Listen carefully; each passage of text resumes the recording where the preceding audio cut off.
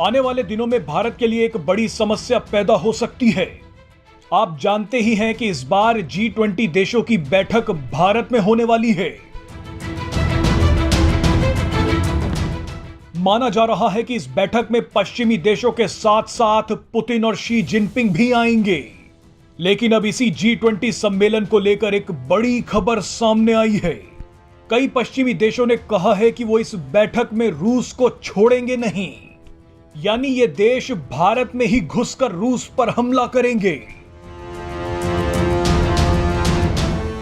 Canada और Germany ने तो रूस को यहां तक कह दिया है कि हम जानते हैं कि आप कौन हैं, आप कहां रहते हैं और अब आपको कहां ढूंढना है।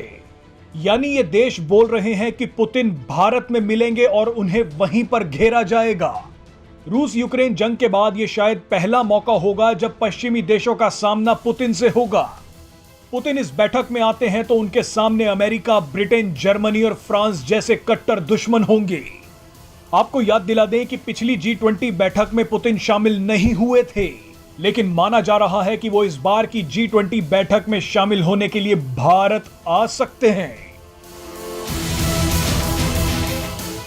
भारत के लिए सबसे बड़ी चुनौती यह है कि वो G20 को जंग का अखाड़ा बनने से रोके।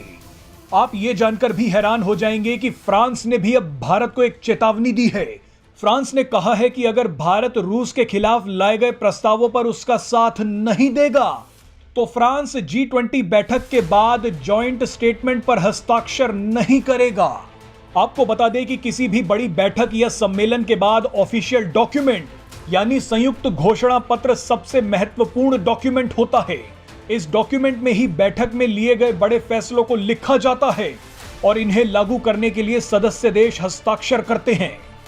लेकिन फ्रांस ने हस्ताक्षर करने से मना कर दिया है।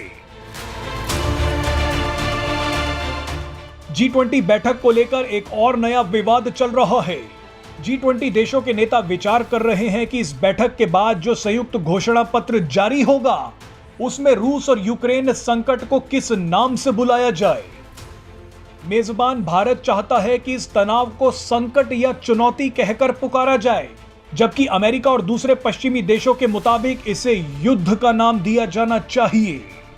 आपको बता दें कि G20 बैठक भारत के लिए एक बड़ी कूटनीतिक परीक्षा होगी। अब यह देखना दिलचस्प होगा कि भारत कैसे पश्चिमी देशों को इस बैठक को हाईजैक करने से रोकता है।